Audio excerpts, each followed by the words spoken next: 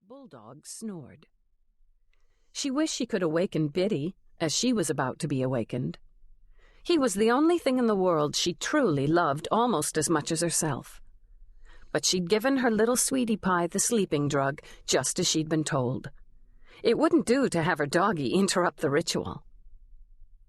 Following instructions, she disengaged all security on her private elevator and entrance, then lit the 13 white candles she'd been told to set around the room she'd chosen for the awakening. When it was done, she poured the bottle of potion he'd given her into a crystal wine glass. She drank it all, every drop. Nearly time, she thought, as she carefully arranged herself on the bed. He'd slip in quietly, find her, take her. Already she felt hot and jittery with need. He'd make her scream, he'd make her come, and when she was screaming, when she was coming, he would give her that final, ultimate kiss. Tiara traced her fingers over her throat, already feeling the bite. She'd die, she thought, running her hands over her breasts and belly in anticipation of him. Wasn't that wild? She'd die. Then she'd awaken, and she'd live forever. Chapter 1. The room smelled of candle wax and death. In their fat, jewel-toned holders, the candles had pooled into dripping puddles.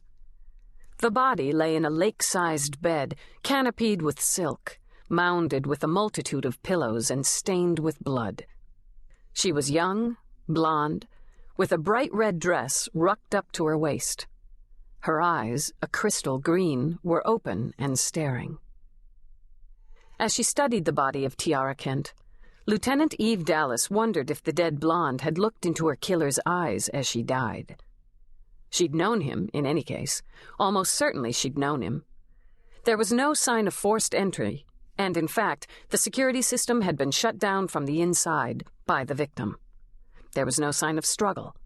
And though Eve was certain they'd find the victim had engaged in sexual intercourse, she didn't believe it would prove to be rape. She hadn't fought him, Eve thought, as she bent over the body. Even when he drained the blood out of her, she hadn't fought him. 2 puncture wounds left side of the throat, Eve stated for the record. The only visible injury.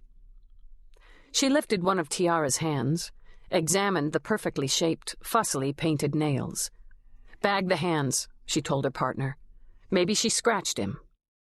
Not as much blood as you'd think there should be. Detective Peabody cleared her throat. Not nearly enough. You know what they look like on her neck there? Bite marks. Like, fangs. Eve spared Peabody a glance. You think that ugly little dog the maids got in the kitchen bit her on the neck? No.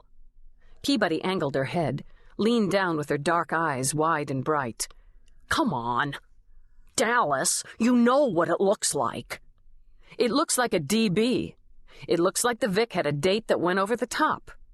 There's going to be illegals in her system, something that dulled her down or hyped her up enough for her killer to jab something into her throat, or, sink his teeth into it if he had the incisors filed to points or was wearing an appliance. Then he bled her out, and she lay there and let him. I'm just saying it looks like your classic vampire bite. We'll put out an APB on Dracula. Meanwhile, let's find out if she was, just possibly, seeing someone with a heartbeat. Just saying, Peabody repeated, this time in a mumble. Eve did another scan of the bedroom before stepping out and into the enormous dressing room area.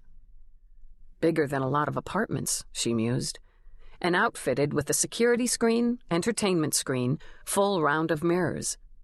The closet itself was a small department store, ruthlessly organized into categories. For a moment, Eve stood with her hands on her hips and simply stared.